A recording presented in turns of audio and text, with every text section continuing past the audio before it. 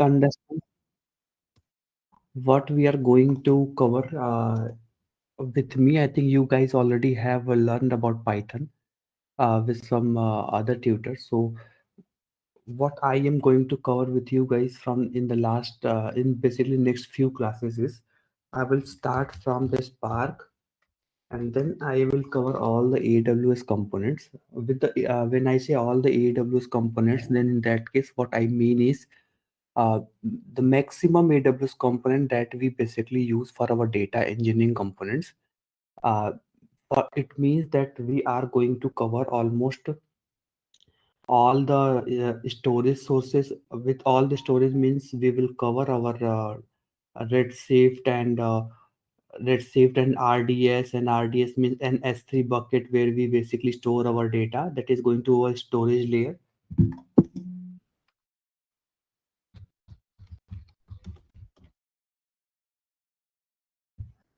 We will cover this storage layer like S3, Redshift, RDS. These three are the main components that we use, and then we focus our will be on analytics side.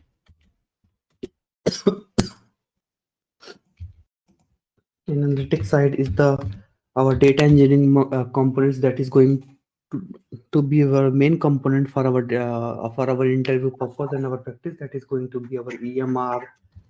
It can be lake formation, this glue catalog that we already know, and this Athena, and we will be using Kinesis we use for our real-time data processing. Then after that, I think analytics is sufficient. Then we can move over integration side. Integration means how we are bringing the data into the AWS environment from our outer world.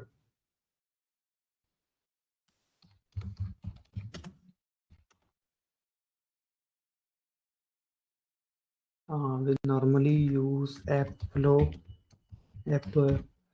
and step function that we use for our orchestration. It is similar to ADF. So whatever the component that we will be reading here, the same we will verify with the Azure services as well. What is the equivalent of the Azure services for these components that we're using here?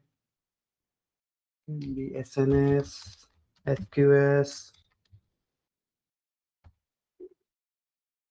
maybe event bridge required or Airflow. The basics of it.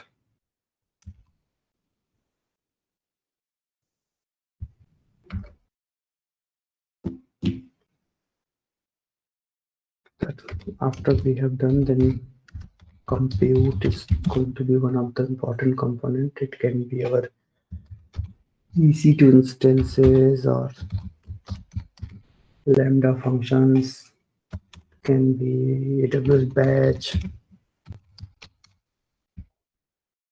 or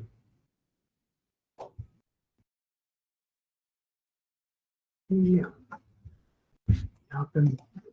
we can add that is our NoSQL databases. Yes, obviously.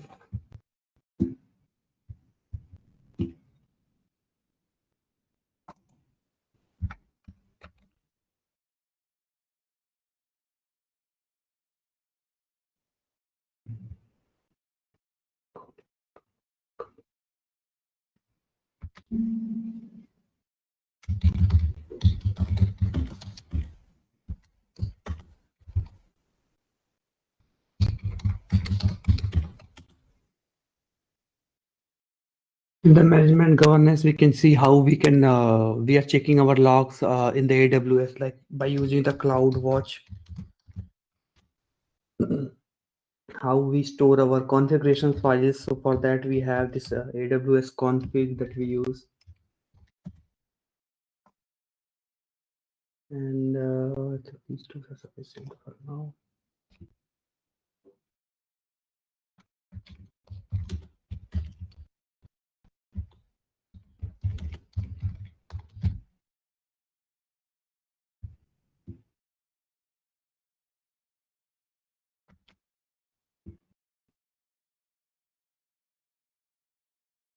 Concealed. Yeah. So these are the main components that we are going to cover by end of our course inside the AWS and in the Spark.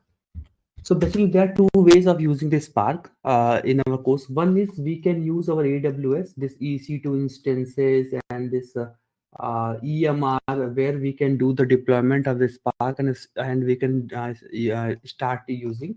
Other ways, we can directly use the Databricks. What is Databricks? I will explain you in today's call, and we can directly use the Databricks for our practice. I will recommend to use the Databricks because Databricks, one of the important components that everyone is asking in our interviews. Databricks use the same Spark engine that we are going to use inside the in AWS, but it has some more capabilities because Databricks, they have basically built a kind of unified system. So it is easy to use because they have implemented the complete data warehousing and the modern data warehousing systems like RDS that you can see, and this the Redshift. Some same kind of feature they have introduced into one component called Databricks. Today we will explore. So I will explain you the Databricks as well uh, because this time, like data engineering interview, you will not be able to clear if you don't know the Databricks. So I'm going to use Databricks for our Spark learning, and inside the Databricks, I will cover this PySpark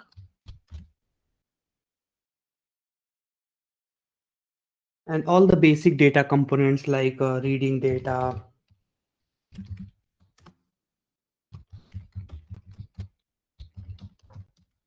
using transformations like joins,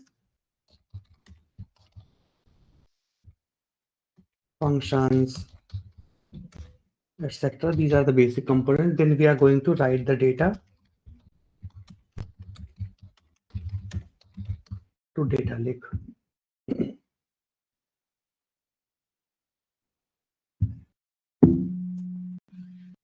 Anurag, pandas और नंपाई भी आप ही cover करेंगे क्या? Python का class आप लोगों ने cover नहीं किया पाइथन क्लास में? नहीं, पाइथन में तो बेसिक पाइथन, लाइक जो पांडास और नंपाई लाइब्रेरी यूज नहीं करी उसमें भी। बट स्पार्क के अंदर तुम वैसे PySpark का लाइब्रेरी यूज करेंगे। चलो मैं एक बार बता दूंगा आपको कि क्योंकि ऑलमोस्ट जो पांडास की लाइब्रेरीज होती हैं वो सेम ऑलमोस्ट सिमिलर थिंग हम यहाँ करेंगे PySpark में कि ठीक है, मैं टेंशन में कवर कर दूंगा, कुछ नहीं। ठीक है, और सीक्वल? सीक्वल तो मैं अच्छा, सीक्वल का बेसिक आप लोगों को आता है या सीक्वल पूरा बेसिक से कवर करना पड़ेगा? नहीं, बेसिक आते हैं आई थिंक। बेसिक आते हैं ना। और आपको भी, करीना और देवेश, आप लोगों को भी बेसिक आता है सीक्वल का? हाँ, नहीं तो फिर बेसिक। हाँ, फिर मैं यहीं पे जब मैं स्पार्क कवर करूंगा तो मैं स्पार्क फिर मैं सीक्वल कवर कर दूंगा। ठीक है। हाँ, तो मैं एक काम करूंगा ना, मैंने PySpark को बेसिकली एक कंपोनेंट हमारा डेटाब्रिक्स हो गया, एक कंपोनेंट हो गया हमारा PySpark का, तो यहीं पे मैं एक और कंपोनेंट ऐड कर देता हूँ।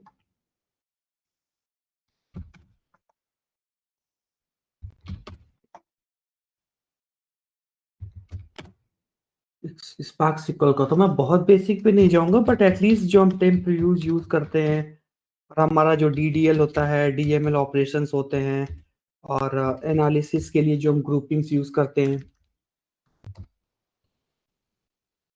और एक होता है SCD1 SCD2 जो हम लगाते हैं, वो हम इंक्रीमेंटल लोड कैसे हम करते हैं, इतना मैं कवर कर दूंगा स्पार्क सिक्वल पे। और फाइनल हमारा जो कंपोनेंट हो गया वो हमारा हो गया डेटा लेक का। यहाँ पे हम एज्योर का डेटा लेक या फिर AWS किसी का भी कवर कर सकते हैं डेटाबेस के साथ में। हाँ, basically the reason is why I put the data lake as a separate section is because in the interviews they are going to ask you how you are going to integrate the data bricks with our AWS or Azure cloud provider, because ultimately database is a kind of um, uh, it's a kind of integration layer where we do the data kind of transformation stuff. Here we don't store the data. The storage is always going to be our cloud. So if the storage is our data lake, then how we are integrating both of them together and reading the files, how you are going to writing the files back to the data lake. So that is why this part is also very important. यहाँ पे हम ये 4 sections cover कर देंगे। इसको थोड़ा और मैं स्ट्रक्चर्ड मैनर में बना के एक बार मैं भेज दूंगा आप लोगों को। We are going to cover. तो आज हम स्टार्ट करते हैं इस part.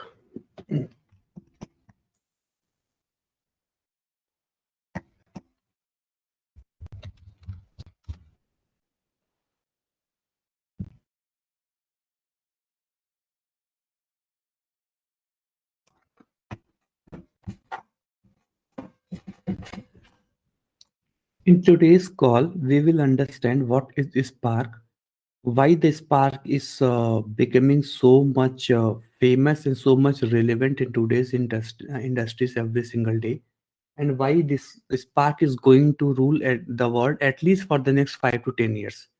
Whatever the AI is coming, the Spark is not going to be replaced. Spark is going to be the core of the complete data engineering and machine learning at least for the next 5 to 10 years. Till the new technologies will come, then we don't know.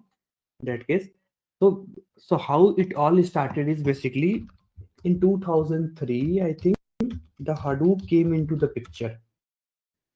Hadoop means you guys are aware with Hadoop and this MapReduce or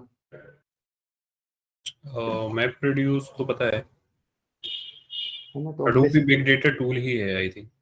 हाँ, तो मैं ऐसा बताता हूँ कि what happens in 2003, around 2003, this big data processing was not required because we were not using the distributed file system. So we have one file like CSV file, text file, and if the file size is increasing maybe 2 GB, 10 GB, or 1 TB of file, then it was not easy. So that we divide the file and distribute it, and we analyze on that file. Then Hadoop came into the picture. It introduced us with the two new components called MapReduce. Map means kind of where filter clause, where we divide the data or break it into small components. And reduce is going to help us to analyze the data. That was the concept of MapReduce that we used back in 2003 when we were working on the batch processing. And the complete coding of Hadoop was totally based on Java. And Java was one of the difficult language in 2003 that people were using. Abhi to Java, it is almost becomes very easy, but in 2003 it was not easy. Java was one of the most difficult kind of code there, and the Hadoop programming and all the Hadoop components were totally was built by using the Java. And when other so basically every developer had to start using Java, but that was not possible because in every organization there are n number of resources, n number of developers who are working. Not everyone will be able to use Java for their coding. Then so after that, what happened? They will start building some new tools so that they can overcome the limitations of Java, so that they can start using the MapReduce. Then they started introducing many new tools like Hive, Impala. So around 20 or hundreds of the tools that have come in the market till 2007. What all the tools were doing on the UI level, they were writing some other code, but in the backend they are all converting the code into the Java and using the same concept of Hadoop of MapReduce. For example, in the Hive, they introduced this Hive SQL, where you can be able to write a SQL code like select star from table. But in the backend, again, it was converted into Java. Then by using the Java, they were basically executing the program and reading the data. So it becomes very complicated. यहाँ पे batch processing के लिए कम से कम 50 से 100 tools आ गया। हर tools पे हर किसी का हैंड्स ऑन होना पॉसिबल नहीं था। Then around 2009 or 2010, I think this Spark came as an open source.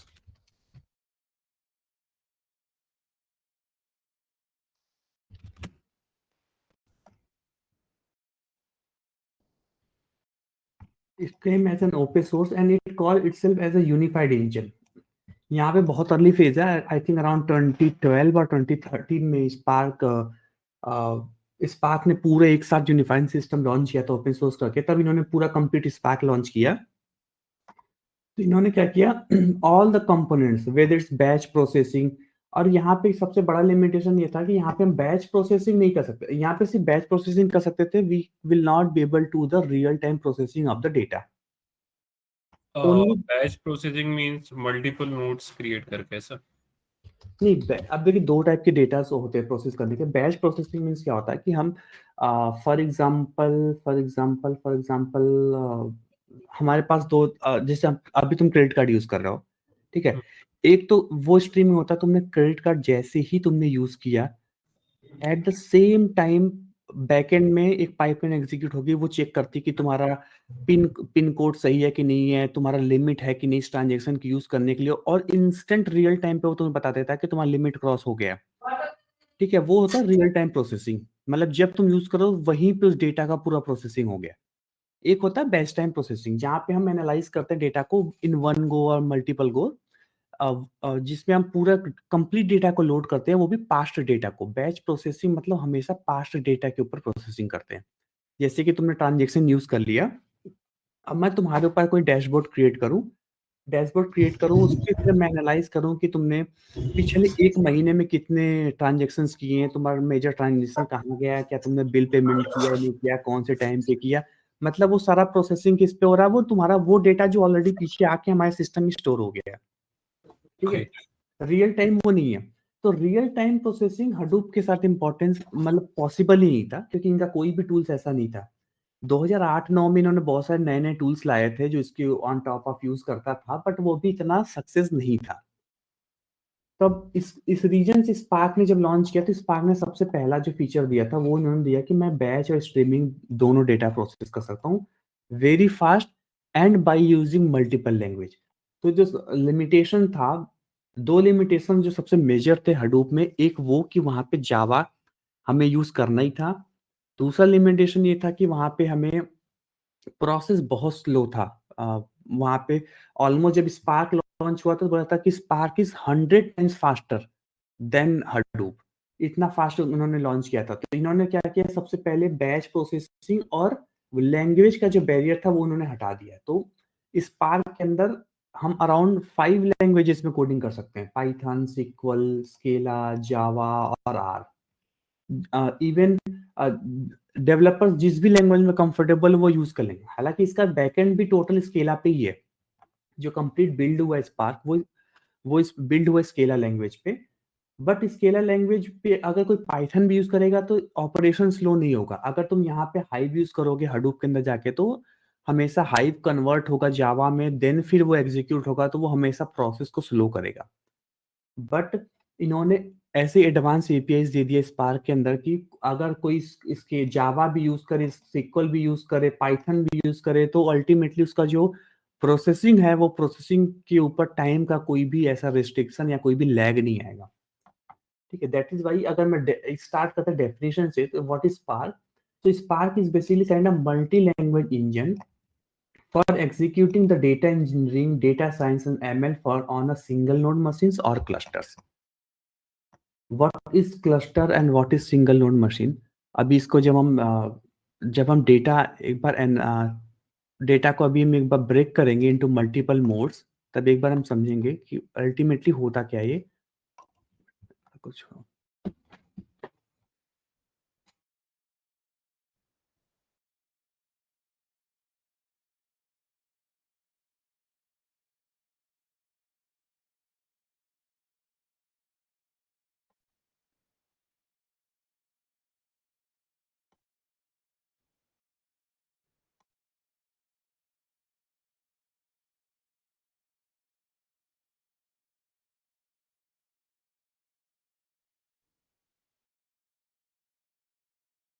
एक मैं स्लाइड यूज करता हूँ, स्लाइड है किसी और का है,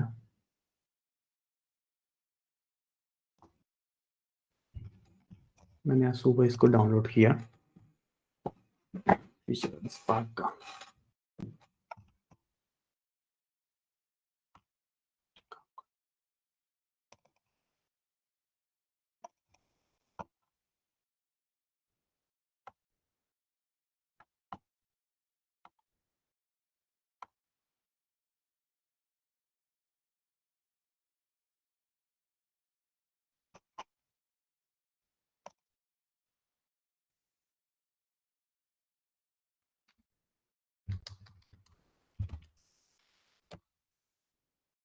मैं एक बार नोट्स बना के आप लोगों को भेज दूंगा इसका, स्पार्क का जो भी आज हम अभी कवर कर रहे हैं, और जो भी नेक्स्ट टाइम करेंगे, नेक्स्ट टाइम से मैं नोट्स बना के पहले भेज दिया करूंगा कि आप लोग। स्पार्क अपन उसमें भी शायद जुपिटर में भी कर सकते हैं, उसमें रियल टाइम आप नोट्स भी बना सकते हैं।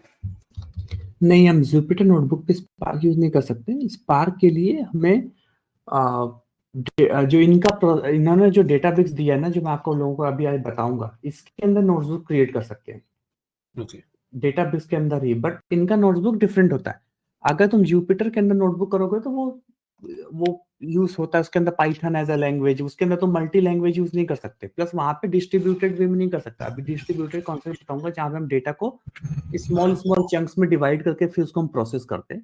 अच्छा। ठीक है, और जब आप लोगों को आर्किटेक्चर समझाऊंगा ना स्पार्क का, तब समझ में आएगा कि क्यों ये पॉसिबल नहीं है ओके, आज ठीक। जुपिटर नोटबुक में। हाँ, अभी इस फीचर से करके स्टार्ट करते हैं, फिर लेके जाता हूँ वहाँ पे। हाँ, तो फीचर ऑफ स्पार्क में पहला is real time. Actually real time means the way Spark do their computation is it use a very low latency, because everything that happening, all the computation, uh, all the basic transformation that is happening inside the Spark is basically on inside the RAM, or we can call it as a inside a memory. कहीं पे भी hard disk का कोई concept spark के अंदर रहा नहीं है। रैम में जैसे हम अपने सिस्टम के रैम के अंदर कोई भी चीज प्रोसेस करते हैं तो बहुत फास्ट होता है, सेम सेम वही आइडियोलॉजी यूज होती है स्पार्क के अंदर। और everything is we are using it RAM only. Yes, Anurag, Spark जो है वो बैच प्रोसेसिंग नहीं करता है कि वो भी करता है? सब जैसे करता आप है, बोल रहे थे ना पास्ट डेटा पे। सब करता है। स्पार्क के अंदर कुछ भी पॉसिबल है, batch processing, streaming processing, even you can do graph QL. Graph means graph, कुछ लोग क्या होता है बहुत हाई लेवल क्या होता है कि डेटाबेस होता है, we call it GraphQL, जहाँ ओके। पे ग्राफ के टर्म में डेटा को रिप्रेजेंट करते हैं, काइंड ऑफ लिनियज डायग्राम में।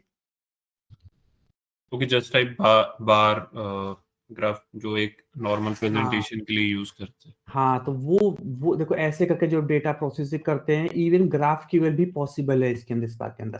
तो स्पार्क के अंदर ऐसा कोई लिमिटेशन नहीं है। स्पार्क से तुम किसी भी सोर्स को कनेक्ट कर सकते हो। तुम्हारा डेटा किसी फॉर्म में हो, कहीं पे रखा हो, सीएसवी हो, स्पार्क हो, एक्सएमएल हो, पार्के में हो, ओआरसी में हो, वो किसी क्लाउड पे रखा हो, लोकल तुम्हारे फाइल सिस्टम में रखा हो कहीं पे, या फिर वो डेटा किसी और जैसे ओरेकल हो गया, या किसी और सीआरएम के अंदर हो, जैसे सेल्सफोर्स के अंदर कहीं पे रखा हो। तो मतलब जिस लेवल तुम डेटा को इमेजिन कर सकते हो, डेटा जहां पे भी रखा होगा, स्पार्क वहां पे जाके कनेक्ट कर लेगा बहुत इजीली। ओके। इतना जो इनके एपीआईज जो क्रिएट किए गए हैं वो इतने फास्ट हैं, और इतना ज्यादा बेसिकली इनके कोई ना कोई लिमिटेशन नहीं है कि ऐसे कनेक्ट होगा या वैसे कनेक्ट होगा। इसलिए इस that is the main reason why Spark is getting more and more success in the market. ठीक है, तो ये टोटल रियल टाइम इनका प्रोसेसिंग होता है, मतलब टोटल इनका जो प्रोसेसिंग होता है वो रैम पे होता है, इसलिए ये बहुत ज्यादा फास्ट होते हैं। हार्ड डिस्क का कोई कॉन्सेप्ट यहाँ पे नहीं है। Second is basically, second feature is we can say that simplicity.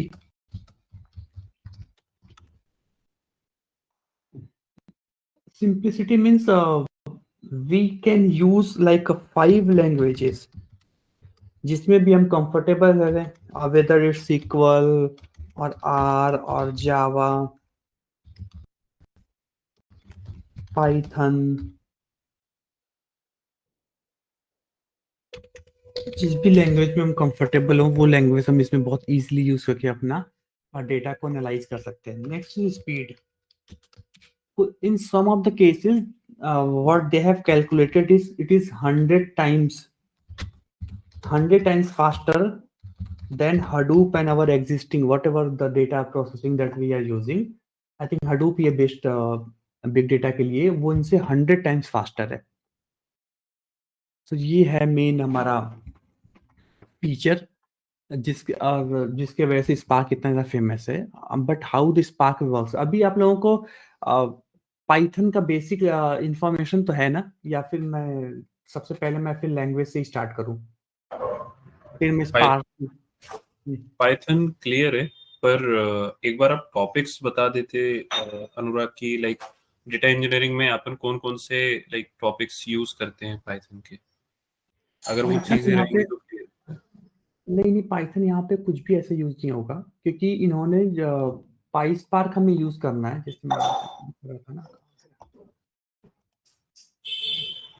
हम यहाँ पे पाइस्पार्क यूज कर सकते हैं. तो पाइस्पार्क में क्या होता है कि पाइथन यूज नहीं होगा, बट पाइथन से रिलेटेड कुछ सिंटेक्स यूज, जैसे पाइथन की जो भी लाइब्रेरीज है ना, पांडास और जो भी लाइब्रेरीज तुमने पढ़ा होगा, नम पाई पांडास और जितने भी हैं, वो कुछ भी यूज नहीं होगा यहाँ पे.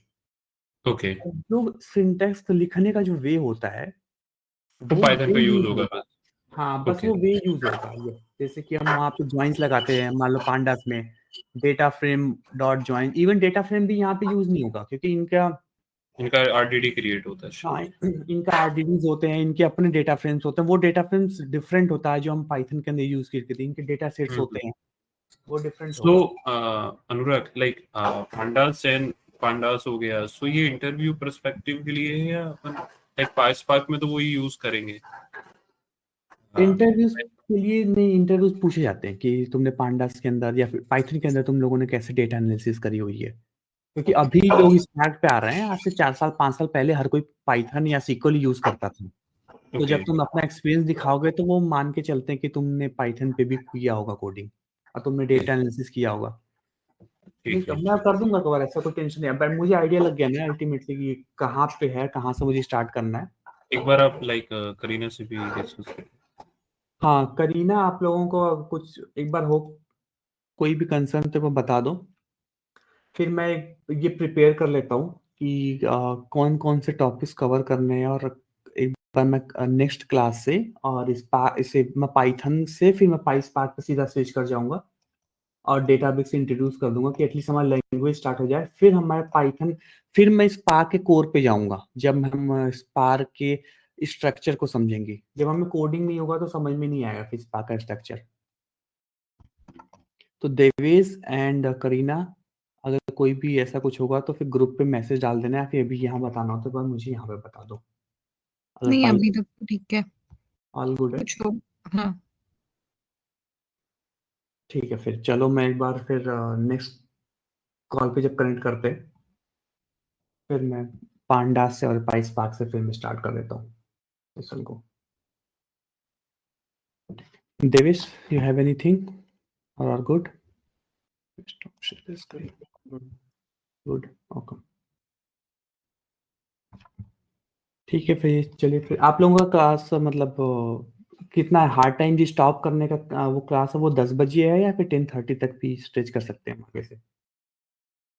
हमें जो टाइमिंग बताया गया है वो 9 से 10:30 तक का बताया गया है. ठीक है, ठीक है, चलो फिर मैं नेक्स्ट क्लास से बस टाइम करता हूँ. ओके, चलो, thanks everyone, thanks for time. I will send the notes. तो नोट्स मैं वो पूछ लूंगा विनीत से कहाँ शेयर करना है, और जो भी स्लाइड्स और जो भी इंफॉर्मेशन है वो कहाँ पे, वो व्हाट्सएप पे शेयर करना होगा तो मैं डायरेक्ट कर दूंगा. कोई और चैनल होगा हमारा तो फिर मैं वहाँ पे शेयर कर दूंगा, आप लोगों को इन्फॉर्म कर दूंगा मैं. ठीक है, ठीक है अनुराग. चलो जी, thank you. Thank you. Anurag 1 minute रुकना. अनुराग, अनुराग सर एक क्वेश्चन. वो 1 मिनट. देवेश, मैं बोलता हूँ, अनुराग सर दोबारा आएंगे. 2 मिनट रुक. ओके.